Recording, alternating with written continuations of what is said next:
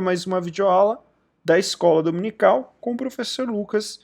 Vamos concluir neste domingo o Sermão do Monte com o capítulo 7. Vai ser uma aula um pouquinho mais longa porque a gente vai ter que trabalhar todo o capítulo 7. Para quem não sabe, nós iniciamos, já essa é a quinta semana de um novo estudo na Escola Dominical dos Jovens, que é sobre o ensino de Jesus, né? A gente queria aprofundar as passagens bíblicas que retratassem a doutrina de Jesus. E nós percebemos que essa doutrina ela é dividida em três eixos, em três formatos: dos sermões, que é presente no livro de Mateus, né? São 5 grandes sermões, a qual nós vamos trabalhar em 15 semanas. As parábolas, que também nós vamos trabalhar em 15 semanas, bastante presente dentro dos sinóticos, né, nos evangelhos que têm uma mesma fonte, por isso são chamados sinóticos, e os discursos, que são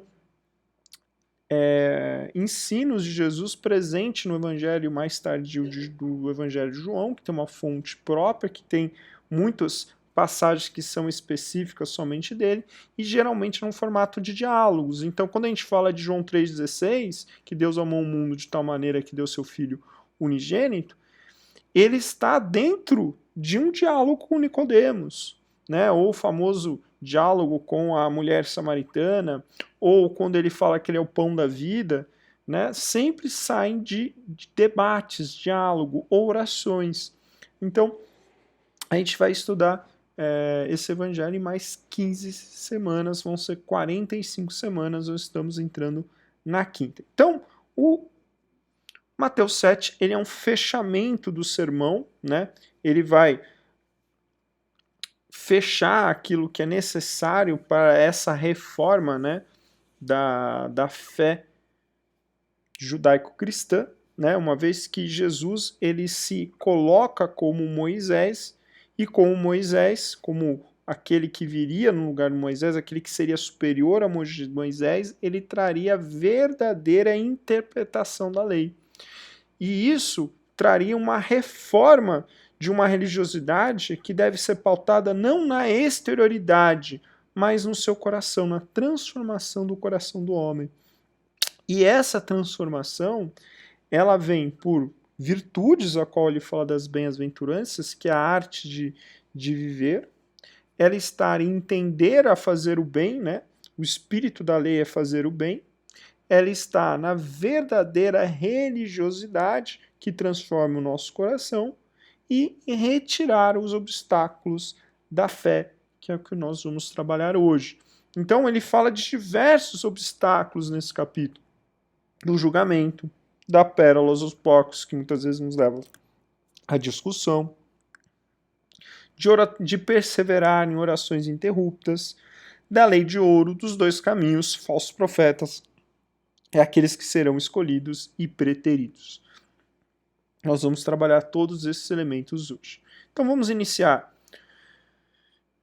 Eu estou lendo aqui na Almeida Revista Atualizada, Mateus 7, do 1 ao 5. Não julgueis para que não sejais julgados, pois com o critério com que julgardes sereis julgados. Com a medida que tiverdes medido, vos medirão também.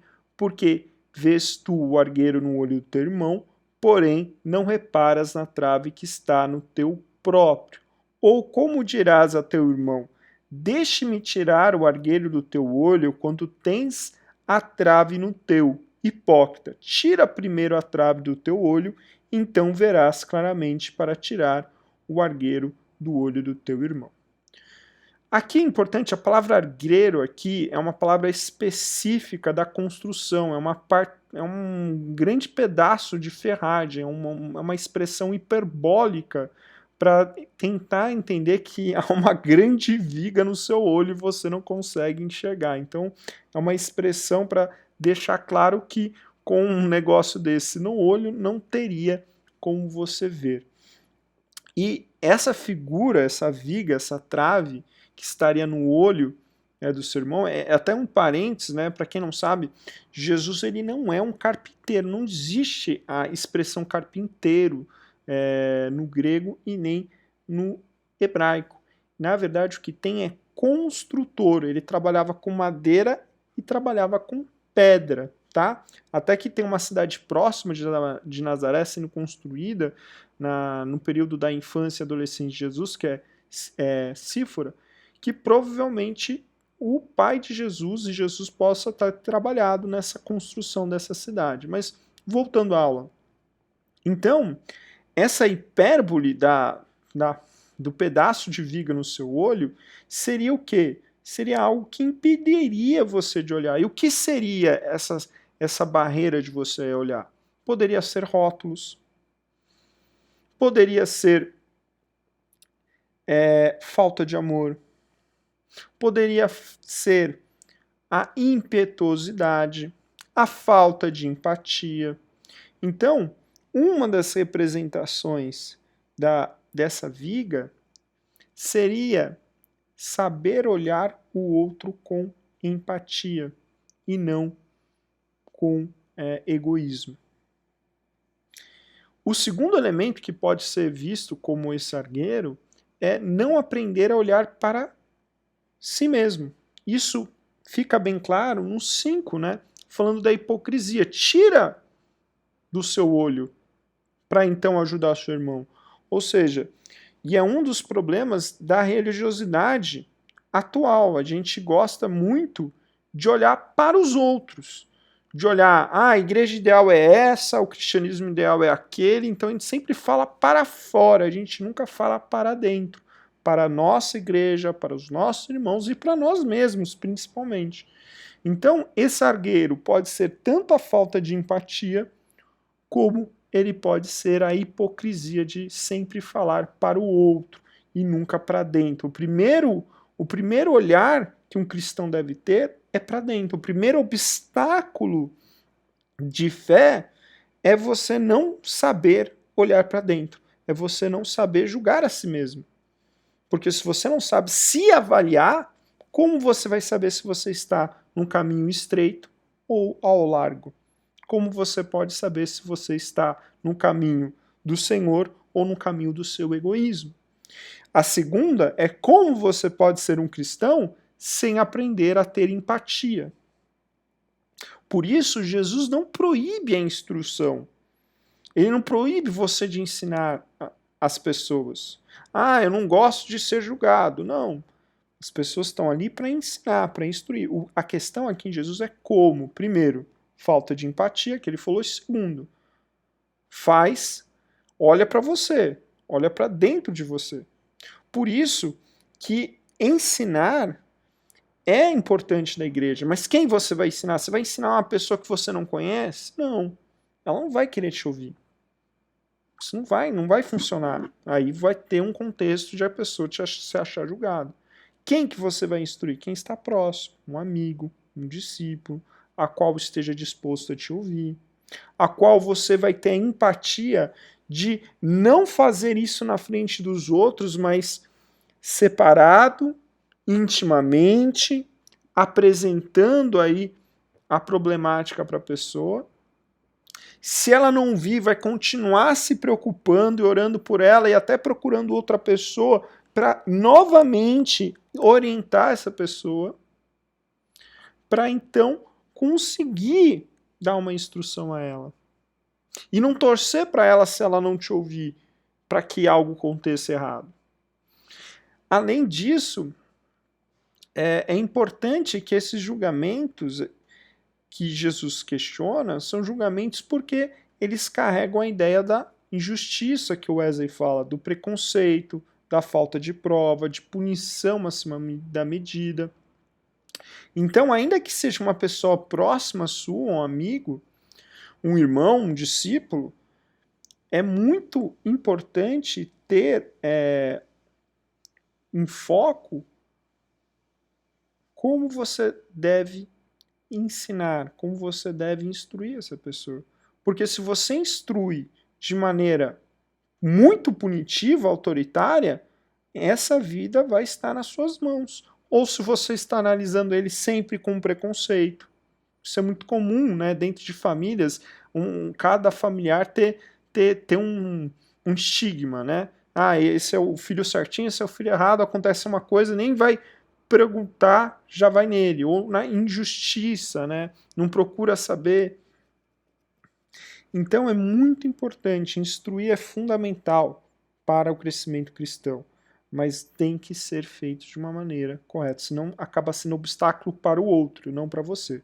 Então o julgamento ele é fundamental desde que, primeiro, esteja com empatia, segundo, olhe sempre para você mesmo primeiro, se avalie, e terceiro, saiba fazer de maneira justa, como o Wesley fala. Depois, não dei aos cães o que é santo, nem lancei ante os porcos as vossas pérolas, para que não as pisem com os pés voltando-se e vos dilacerem. Aqui você vê um dualismo, né? Pérola, porcos.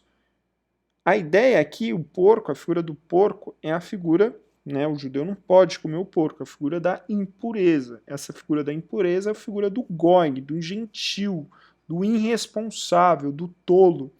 É uma alusão muito comum dentro dos textos proverbiais, né? Sempre o caminho do justo e o caminho do tolo. No entanto, a gente tem que ter muito cuidado em não colocar essa figura do porco, né, essa figura de eu estou dando pérolas aos porcos, tem que ter muito cuidado. A gente não pode falar que qualquer um é essa pessoa. E quem seria essa pessoa? Seria uma pessoa totalmente descompromissada, que vive inteiramente nas suas paixões. E aí esse é o principal, eu acho que a terceira característica é o ponto fundamental. Ela não está disposta a ouvir. Então é uma pessoa que não quer saber de Deus, não quer saber dos seus princípios e não quer ouvir. Porque ainda se é uma pessoa descompromissada e apegada por paixões, mas quer ouvir, é interessante. Por quê? Qual que é o grande problema? Por que Jesus fala das pérolas dos porcos? Porque isso vai te levar a uma discussão, um debate que não vai levar a lugar nenhum. Então a pessoa que não está disposta a ouvir, ela não deve ser ensinada. Porque isso só vai te levar à discussão. Só vai te levar à briga. Então, o maior ensino que eu vejo, que eu percebo nessa passagem é: ajude e ensine quem está disposto a ser ensinado, porque senão muitas vezes isso vai ser um problema para você, ele vai te estressar, ou seja, ele vai te gerar um problema, porque você pode brigar com essa pessoa numa discussão, por exemplo. Por isso que Jesus, no sermão do missionário, do envio, ele fala: porém, se alguém nos receber e nem der ouvido às vossas palavras, assim que saídes daquela casa ou cidade, sacudir a poeira dos vossos pés. Ele está dizendo: olha, não discuta, vai embora. Responsabilidade deles.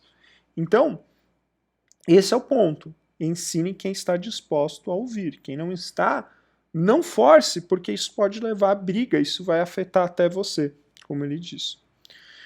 O terceiro elemento é a falta de constância, a falta de perseverança, de entender quem é Deus, que está em Mateus 7 ao 11. Pedi e dar-se-vos-á, buscai e achareis, batei e abre-se-vos-á, pois todo o que pede recebe, o que busca encontra, e a quem bate abre-se-lhe-á. Ou qual dentre vós é o homem que, se porventura o filho pedir o pão, lhe dará a pedra? Ou se lhe pedir um peixe, lhe dará uma cobra? Ora, se vós, que sois maus, sabeis dar boas dádivas aos vossos filhos, quanto mais vosso Pai que está nos céus dará boas coisas aos que lhe pedirem. Então, a primeira coisa aqui, Mateus 7, do 7 ao 8, ele traz a ideia da resiliência que um cristão deve ter. O cristão é um cara que é o do caminho, ele não para de prevalecer, ele não para de caminhar, de correr a sua corrida na fé, a sua maratona na fé, ele não desiste.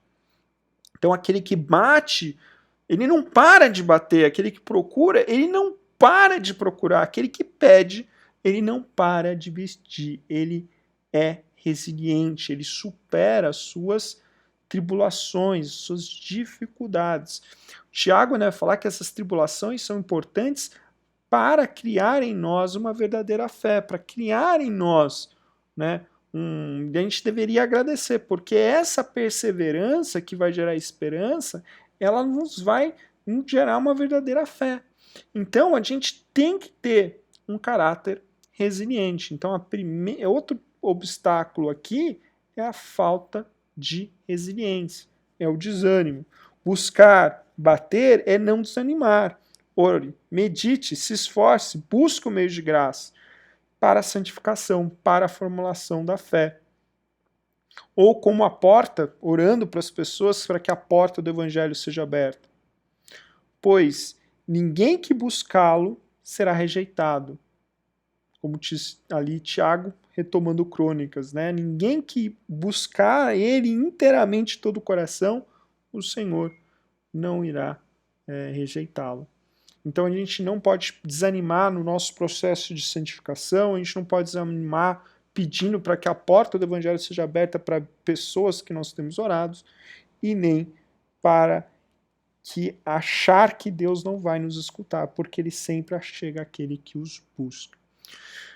Já a segunda parte, ele fala, então o primeiro problema é falta de perseverança. A segunda é mais problemática ainda.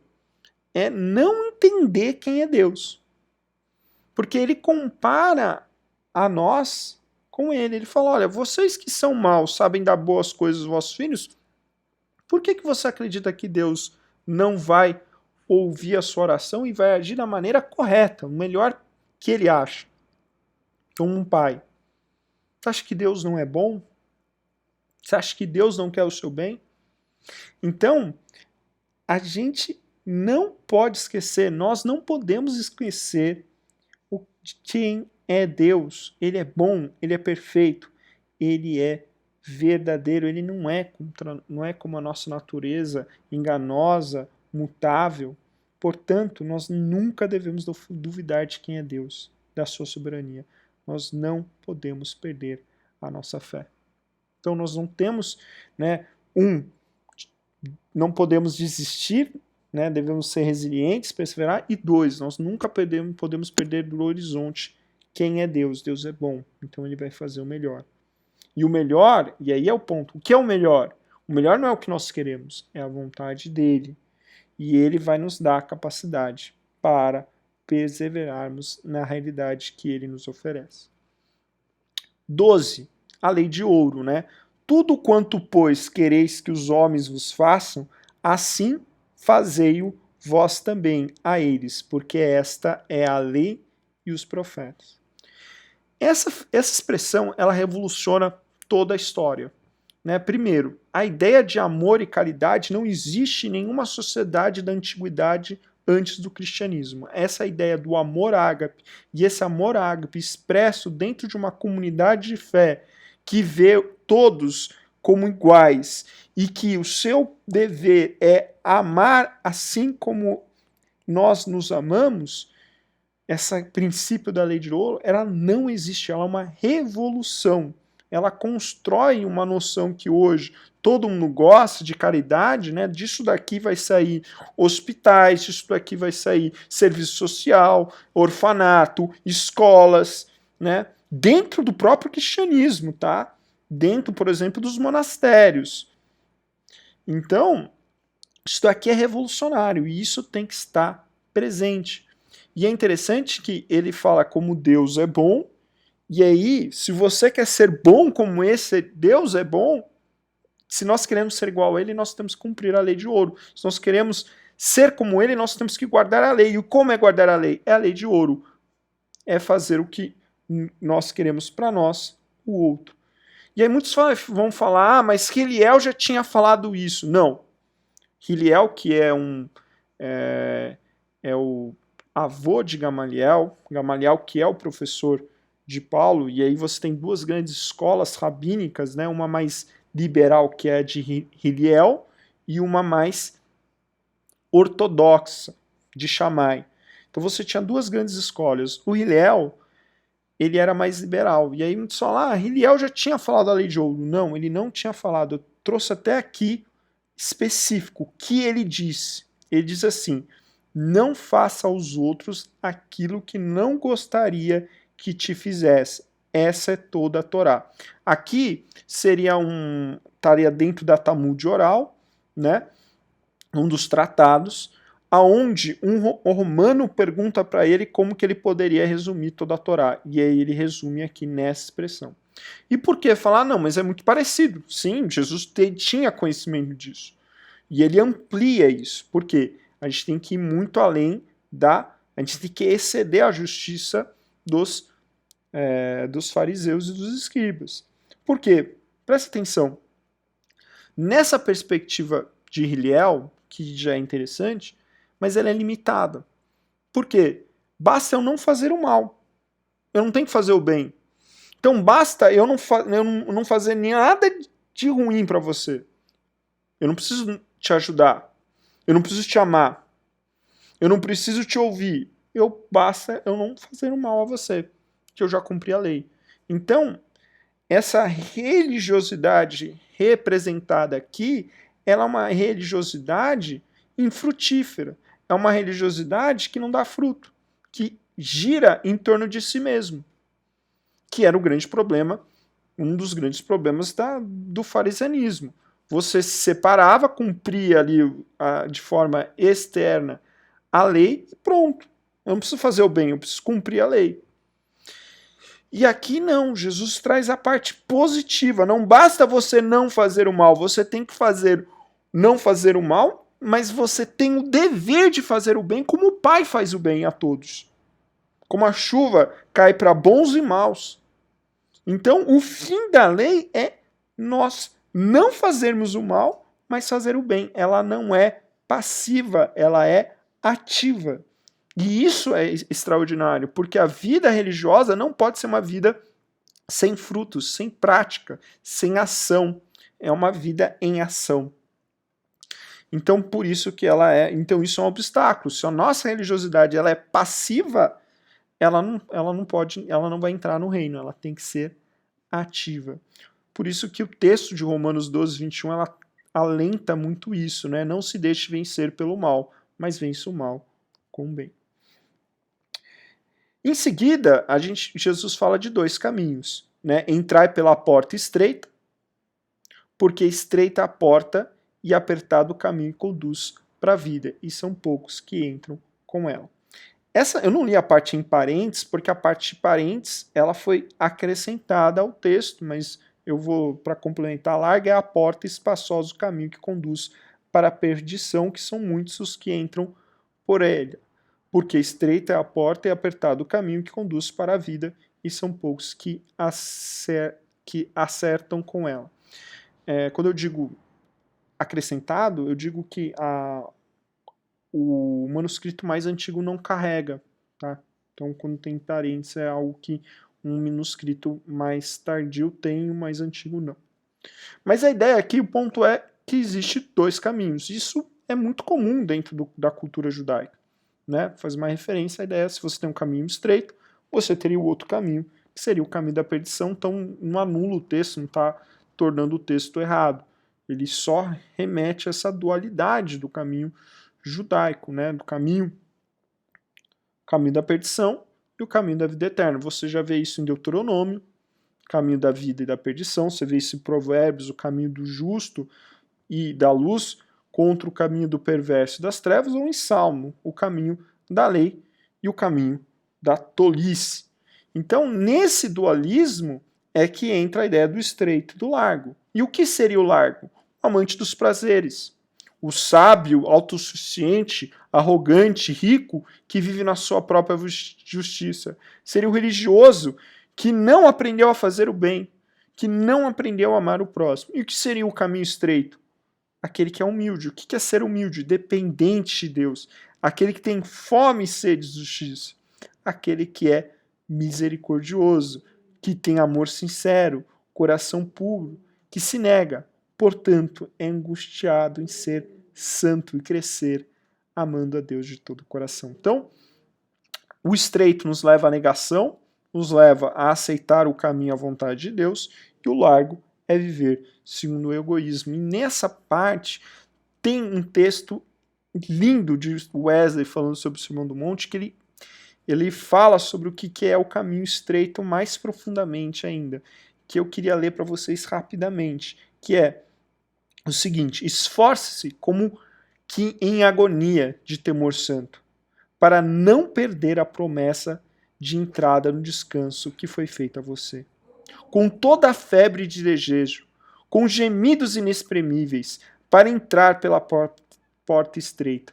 Não somente por essa agonia da alma, da condenação, da dor, da vergonha, do desejo, do medo e da oração incessante.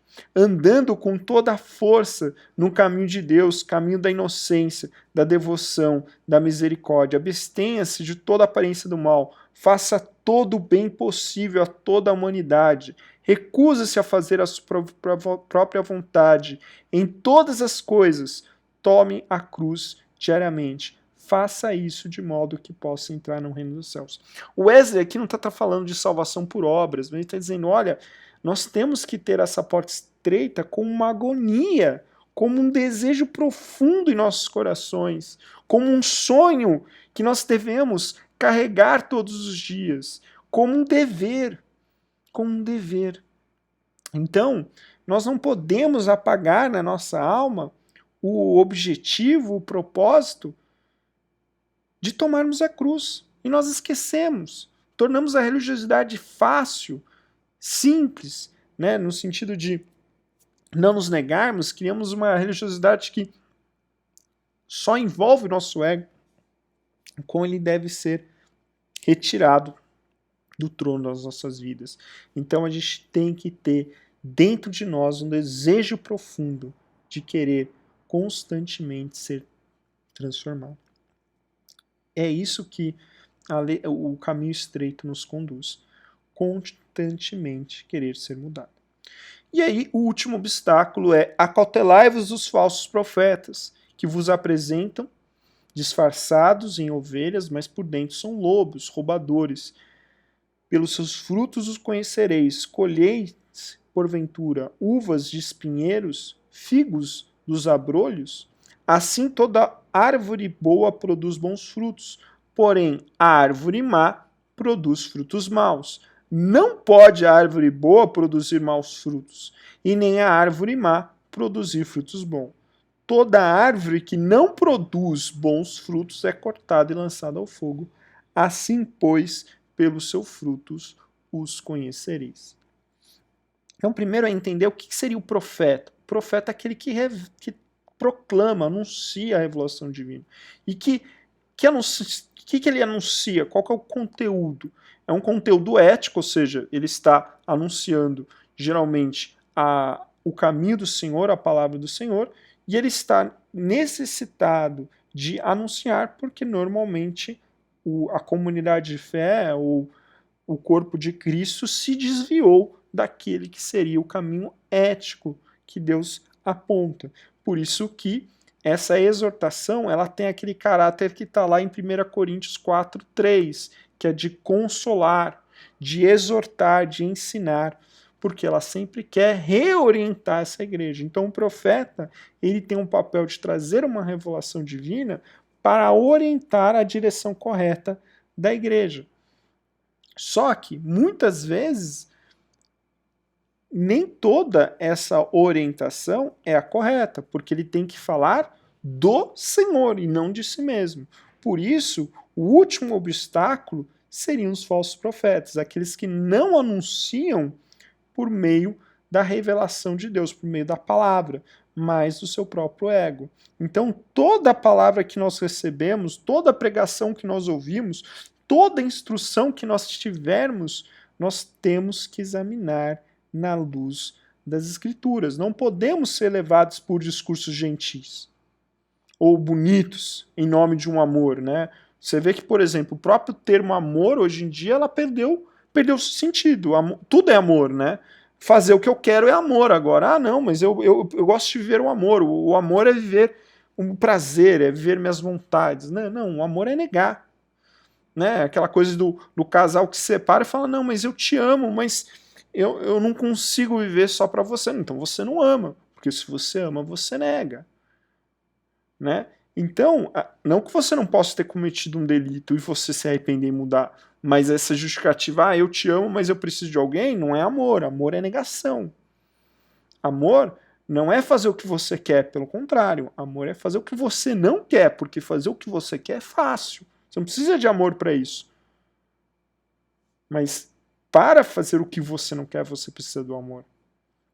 Então, você não pode ir para qualquer discurso gentil, qualquer discurso com aparência religiosa, que fala muitas vezes em conceitos cristãos como o amor, mas ele vai desfazer do conceito, ele vai perverter o conceito e vai trazer esse conceito que vai ser pervertido ou relativizado, como a figura do amor, para dentro da vaidade, do orgulho, para justificar as paixões e os desejos. Ou muitas vezes vai fazer o contrário. Ele vai pegar o conceito de Cristo, em vez de alargar, ele vai estreitar. Ele vai começar a falar de santidade e ele vai trazer a santidade por restrições humanas, por dogmas. Algo que Paulo, na carta do Colossenses, vai falar que as suas regras, suas inúmeras regras, não podem mudar o coração humano. E que impedem as pessoas de entrar no reino. Então a gente tem que tomar cuidado desse discurso. A gente tem que sempre olhar segundo a luz das Escrituras, como também olhar o fruto que esse ensino tem que ter e o fruto que essa pessoa deve ter. Esse ensino verdadeiro, ele tem que ter um fruto que carrega dentro daquele que ensina e do seu ensino. Então, um fruto seria uma transformação interior que pode se ver exteriormente, pode ser evidenciado. Então, eu acreditei em Cristo, eu criei, e as pessoas vão perceber no meu convívio diário. Por quê? Porque essa transformação de fé não é só interna, ela é evidenciada externamente. Então, esse fruto, ele vai ser carregado, por exemplo, no caráter de uma pessoa constante, responsável, uma pessoa que é empática, que carrega a cruz, que nega, que sempre está disposto a mudar, a aprender, a ouvir. Como fruto do ensino, é uma pessoa que prega boa doutrina, que vem para converter o pecador, que vem para libertar o coração, curar a alma, que representa a graça, que está segundo os fundamentos das Escrituras e não perverte segundo as suas próprias vontades. Isso é um obstáculo. Muitas vezes as pessoas se desviam, e o Senhor fala disso, porque são levados por falsas doutrinas. E aí ele termina concluindo, e não o capítulo 7 aqui, mas concluindo o sermão. Então, essa última parte aqui, ele não vem fechar o capítulo 7, ele vem fechar o sermão, tá? É muito importante você olhar essa parte última olhando para o sermão como um todo. Nem todo o que me diz Senhor, Senhor, Senhor entrará no reino dos céus, mas aquele que faz a vontade de meu Pai que estás no céu. Muitos naquele dia hão de dizer-me, Senhor, Senhor, porventura não temos nós profetizados em teu nome? Em teu nome não expelimos demônios? Em teu nome não fizemos muitos milagres? Então lhes direi explicitamente, nunca vos conheci, aparta-vos de mim, os que praticais a iniquidade. Todo aquele, pois, que ouve as minhas palavras e as pratica, será comparado a um homem prudente que edificou a sua casa sobre a rocha. Caiu a chuva, transbordaram os rios, sopraram os ventos e deram com ímpeto contra aquela casa, que não caiu, porque for edificada sobre a rocha. E todo aquele que ouve essas minhas palavras e não as pratica será comparado a um homem sensato, que edificou a sua casa sobre a areia, e caiu a chuva, transbordaram os rios, sopraram os ventos e deram com ímpeto contra aquela casa, e ela desabou, sendo grande a sua ruína. Então, basicamente, a raiz disso é religiosidade nenhuma nos fará entrar no reino de Deus. Porque como João Batista já tinha dito lá no início do preparo para a entrada do reino de Deus, ele diz, o machado está sobre a raiz. Não adianta você dizer que você é filho de Abraão, porque aquele que não apresentar agora frutos não poderá entrar no reino de Deus. Ou seja, aquele que não crer e ser justificado pelo sangue de Jesus e assim continuar a obra sendo transformado, não poderá entrar. Então não adianta você falar, mas eu preguei, mas eu ensinei, eu dei aula na escola dominical, eu fui num culto. Isso não é suficiente. Isso não adianta nada se não transformar o nosso coração. E esse nosso coração, esse caráter transformado, é comparado à figura da casa. Se é uma casa que tem uma estrutura superficial, vai vir a primeira tribulação e vai desabar essa fé. Mas se ela é realmente fundamentada, pode ver o que quiser, que não vai abalar aquilo que está em seu coração. Então, se a nossa justiça não exceder muita dos fariseus, nós não podemos entrar. E essa figura da casa, da rocha, que é esse coração transformado, é o resumo do Sermão do Monte. É as virtudes do reino. É o espírito da lei, é saber que a lei dirige para o bem. É a verdadeira religiosidade que vem para mudar o nosso coração. É retirar os obstáculos da fé, julgamento, discussão, desistência, egoísmo, falta de santidade, falta de ensino. É assim que nós temos que entrar no reino dos céus. Aí você pode falar, mas Lucas, mas é muita coisa. Por isso que a gente volta àquela expressão do Wesley. A gente tem que desejar profundamente. É claro que a nossa salvação pela fé, mas se você quer ser aquele que está segundo a vontade de Deus, aquele que é um com Deus, você tem que buscar dessas características na sua fé. Continuamente, porque santificação é um caminho constante que não termina.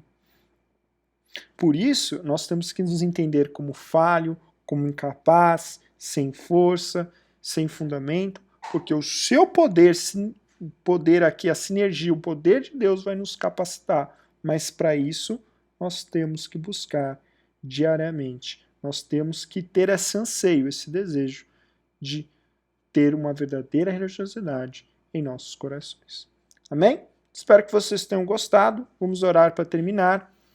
Senhor, em nome de Jesus, Pai, que nós possamos aprender a ter uma verdadeira religiosidade que transforme os nossos corações, que verdadeiramente possamos ter uma casa fundamentada na rocha, que possa aprender das suas virtudes, que possa aprender da sua lei e do que é bom, o que é certo, que possa estar se renovando todos os dias, orando, jejuando, lendo a sua palavra, para estarmos reafirmando as suas palavras em nossos corações e dirigimos segundo a sua vontade. E não deixando nenhuma barreira, nenhum obstáculo em nosso coração nos barrarmos do seu caminho. É o que nós pedimos, em nome do seu Filho amado Jesus. Amém. Espero que vocês tenham gostado. Até a próxima aula. Abraço.